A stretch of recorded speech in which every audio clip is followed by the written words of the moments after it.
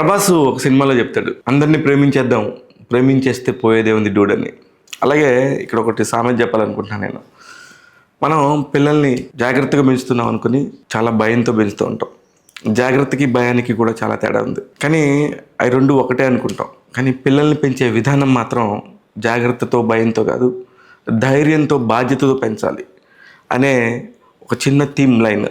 ఈ లైన్ తీసుకొని మలయాళంలో కనుక వెబ్ సిరీస్లో వస్తే ఓ అని మనం ఎగబడి చూసేస్తాం మనందరం. కానీ ఇలాంటి ఒక బ్యూటిఫుల్ కాన్సెప్ట్తోని 6 ఎపిసోడ్లతో తెలుగులో కూడా ఒక వెబ్ సిరీస్ వచ్చింది. ఆ వెబ్ సిరీస్ పేరు డాటర్ ఆఫ్ ప్రసాదరావు కనబడట్లేదు అనేది ట్యాగ్ లైన్. బ్యూటిఫుల్ అంటే మొదటి 3 ఎపిసోడ్లు చూసినప్పుడు ఏంట్రా ఇంత సాగదీస్తున్నారు అనే ఒక మైండ్ సెట్ ఉంది. కానీ ఆ జానర్ని బిల్డ్ చేయడానికి పట్టిన టైం అది అనిపించింది నాకైతే వ్యక్తిగతంగా.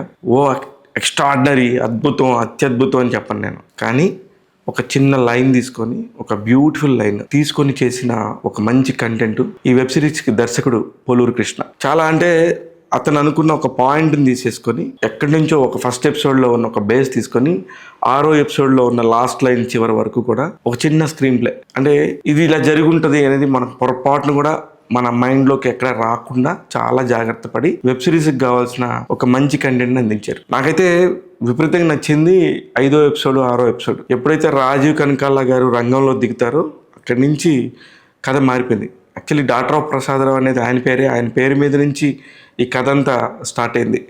ఎక్కడో అనంతపురం దగ్గర ఒక చిన్న పల్లెటూరులో కిరాణా కొట్టు నడుపుకునే ఒక మామూలు మధ్యతరగతి ఒక మనిషి తన కూతురుకి వేరే చోట ఉద్యోగం వచ్చింది.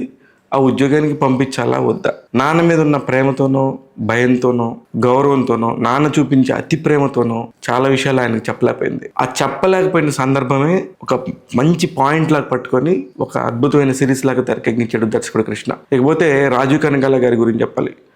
ఎంత బ్యూటిఫుల్ అంటే ఆయన ఇప్పుడు ఎన్నుకుంటున్న సినిమాలన్నీ కూడా మీరు చూస్తే, అలాగే వెబ్ సిరీస్లో ఇవ్వచ్చు. ఎక్కడ కూడా వెబ్ సిరీసా లేకపోతే సినిమానా సీరియలా అనేది ఆలోచించకుండా అతను దూసుకుపోతున్న విధానం అయితే మాత్రం చాలా బాగుంది. అతనికి ఎక్కడ స్కోప్ ఉంటే అక్కడ మార్కులు కొట్టేసే పనిలో పడ్డాడు రాజు కనకాల. కానీ ఆయన ఒక్కడే కాకుండా ఇంట్లో వాళ్ళ వైఫ్ పెద్ద ఆర్టిస్టు, ఆమెకి ఒక మంచి క్యారెక్టర్స్ సజెస్ట్ చేయొచ్చు. కొడుకు హీరోగా కూడా రాణిస్తున్నాడు, అతనికి కూడా మంచి క్యారెక్టర్స్ సజెస్ట్ చేయొచ్చు. ఇతను ఒక్కడే మంచి మంచి క్యారెక్టర్స్ చేసుకుంటూ వెళ్ళిపోతున్నాడేమో అనిపించింది నాకైతే. ఇకపోతే డాటర్ ఆఫ్ ప్రసాదరావు సిరీస్కి వస్తే కనుక కూతురు క్యారెక్టర్ చేసిన అమ్మాయి మాత్రం చాలా చాలా చాలా బాగా చేసింది. వసంతిక మచ్చ అంటే అమ్మాయి పేరు. ఎంత బ్యూటిఫుల్గా ఉందంటే నిజంగా తండ్రి మీద ఉన్న ప్రేమని ఎలా చెప్పాలో అర్థం కాదు. అందులో నాకు అన్నిటికంటే బాగా నచ్చింది, ఒక బుక్ ఓపెన్ చేస్తే ఆ బుక్లో ఎవరైనా సరే వాళ్ళ పేరు రాసుకుంటారు, కానీ ఆ అమ్మాయి డాటర్ ఆఫ్ ప్రసాదరావు అని రాసుకుంటుంది. అంటే వాళ్ళ తండ్రి కూతుర్ల మధ్య ఉన్న బాండింగ్ అంత గొప్పగా ఉందని చెప్పాలని చెప్పాడు దర్శకుడు. ఇకపోతే మిగతా ఒక 2 ఆర్టిస్టుల గురించి చాలా ప్రత్యేకంగా చెప్పుకోవాలి. వాళ్ళు ఖచ్చితంగా మాడాల్సిన వ్యక్తి ఉదయ్ భాను గారు. ఉదయ్ భాను గారు ఒక పోలీస్ ఇన్స్పెక్టర్గా చేశారు. అలాగే గాయత్రి భార్గవి ఒక హాస్టల్ వార్డెన్గా చేశారు. ఇది ఎంత సింపుల్ కదంటే, హాస్టల్ వార్డెను, పోలీస్ స్టేషను, అనంతపూర్లో రాజీవ్ కనకాల గారి ఇల్లు, కిరాణా కొట్టు, అంతే. ఈ లొకేషన్స్లో అంటే మొత్తం వెబ్ సిరీస్ అయిపోతుంది. 6 ఎపిసోడ్లు కూడా ఫస్ట్ చెప్పాను కదా, ఫస్ట్ 2 ఎపిసోడ్లు కొంచెం చాలా స్లో ఉన్నట్టు అనిపిస్తుంది. ఫస్ట్ ఎపిసోడ్లో జరిగిన ఒక 5 మినిట్స్లో చూపించిన ఒక ఇన్సిడెంట్ దర్శకుడు మర్చిపోయాడేంటా అనే ఒక మైండ్ సెట్ వస్తుంది మనకి 3-4 ఎపిసోడ్లు చూసినప్పుడు. కానీ దాన్ని ఎక్కడ వాడాలో అక్కడ చాలా తెలివిగా వాడాడు, చాలా బ్యూటిఫుల్గా పిక్చరైజ్ చేశాడు. అంతే. ఇంత పెద్ద అద్భుతం అని చెప్పి నేను చెప్పట్లేదు, మళ్ళీ మళ్ళీ చెప్తున్నాను. కానీ ఇక్కడ ఒక పాయింట్ చెప్పాలనిపిస్తుంది నాకు. ఈ భూమి మీదకి వచ్చే ఏ మనిషి అయినా సరే, అది ఆడైనా మగైనా ఎవరైనా కూడా 9 నెలలు కడుపులో యుద్ధం చేసి వస్తారు. అమ్మ కడుపులో నుంచి దాదాపుగా ఒక చిన్నపాటి యుద్ధం చేసి భూమి మీదకి వచ్చి ఊపిరి తీసుకున్నాక మనిషిగా వచ్చేసాను భూమి మీదకి అని చెప్పి ఒక్కసారిగా ప్రకటిస్తారు. అలా ప్రకటించిన ఆ ఒక్క ప్రాణం పెరిగే కొద్దీ ఇంకా హుందాగా చాలా గొప్పగా బతకాలి తప్ప భయంతోనూ అణువణువున జాగ్రత్తతోనూ బతుకుతా ఉంటే అది చాలా కష్టమైపోతుంది. ఇప్పుడు ఇది చూసినప్పుడు నాకు అనిపించిన పాయింట్ కూడా అదే. చాలా కష్టం ఇలా అయితే. ఇప్పుడు మనం ఒక బస్సు ఎక్కుతాం, బస్సు ఎక్కినప్పుడు మన గమ్యస్థానం ఎక్కడో అక్కడ దిగాలనుకోవాలి, కానీ మనకున్న అనుమానాలతో 24 గంటలు బస్సులో డ్రైవరు నిద్రపోతున్నాడా లేకపోతే తాగొచ్చాడా ఇంకోటని వెళ్ళి ప్రతి అరగంటకు ఒకసారి కనుక డ్రైవర్ని చూస్తున్నామంటే దాన్ని జాగ్రత్త అనాలా, భయం అనాలా, అభద్రతా భావం అనాలా. కానీ మన గమ్యానికి చేరటం అనేది మనకు ముఖ్య పాయింట్. ఉండాలి, జాగ్రత్త ఉండాలి, కానీ అది ఎంతవరకు ఉండాలో అంతవరకే ఉండాలి. మోతాదు మించిన జాగ్రత్త, మోతాదు మించిన ప్రాబ్లమ్స్, అలాగే పగ కూడా ఏ వయసులో జరిగిన దానికి ఎప్పుడు జరిగిన దానికి అప్పుడు అలా మర్చిపోతూ ఉండు, అందరినీ ప్రేమిస్తూ ఉండాలి. నేను అందుకే చెప్పింది, ప్రభాస్ గారు చెప్పిన ఆ డైలాగ్కి ఈ వెబ్ సిరీస్కి సంబంధమే లేదు. కానీ ప్రేమిస్తే పోయేదే ఉంది, మళ్ళీ తిరిగి ప్రేమిస్తారు. ఎక్కడ ప్రేమ లేకుండా పగ పగ పగ లోపల రగిలిపోతా ఏదేదో చేయాలి, ఏదేదో సాధించాలి అనుకుంటే ఈ వెబ్ సిరీస్లోని విలన్ లాగా అయిపోతారు. ఎక్కడ నేను స్పాయిలర్ కాదు, మీరు కూడా ఈ వెబ్ సిరీస్ చూసినప్పుడు దానిలోని మెయిన్ పాయింట్ ఎవరైతే ఉన్నారో ఆర్టిస్టుల పేర్లు కానీ ఎవరి కానీ ఏమీ చెప్పొద్దు.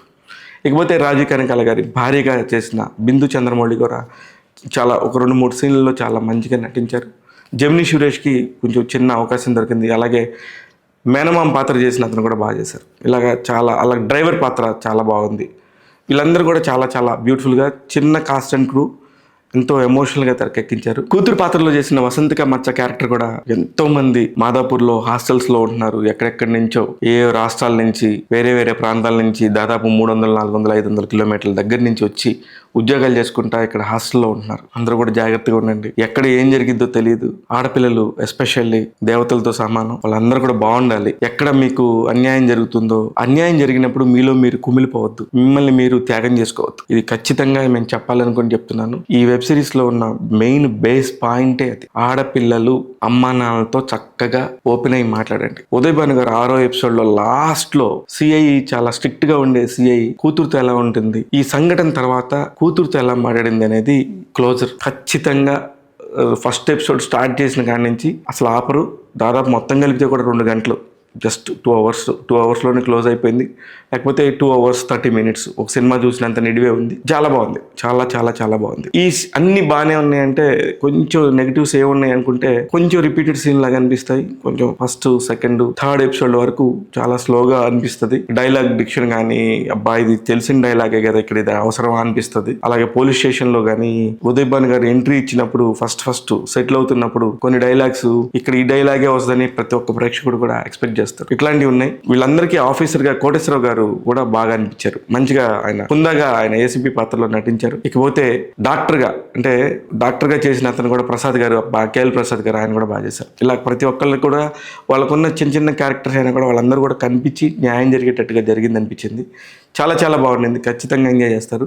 మీరైతే చూడండి, నాకైతే విపరీతంగా నచ్చింది. చిన్న బ్యూటిఫుల్ పాయింట్తో తెరకెక్కించిన ఈ వెబ్ సిరీస్ G5లో స్ట్రీమింగ్ అవుతుంది 27వ తారీఖు నుంచి, అంటే శుక్రవారం నుంచి. ముందుగా నాకు అవకాశం వచ్చింది, చూసే అవకాశం, అందుకే చూసి ఒక మంచి కంటెంట్ని మీకు ముందు చెప్పాలనిపించింది. అందుకే ఈరోజే మీకు అప్డేట్ చేస్తున్నాను. డాటర్ ఆఫ్ ప్రసాద్ రావు కనబడట్లేదు. వెబ్ సిరీస్కి ట్యాగ్ తెలుగు ఇస్తున్న రేటింగ్ 3 out of 5. నేను మీ శివ మల్లాల.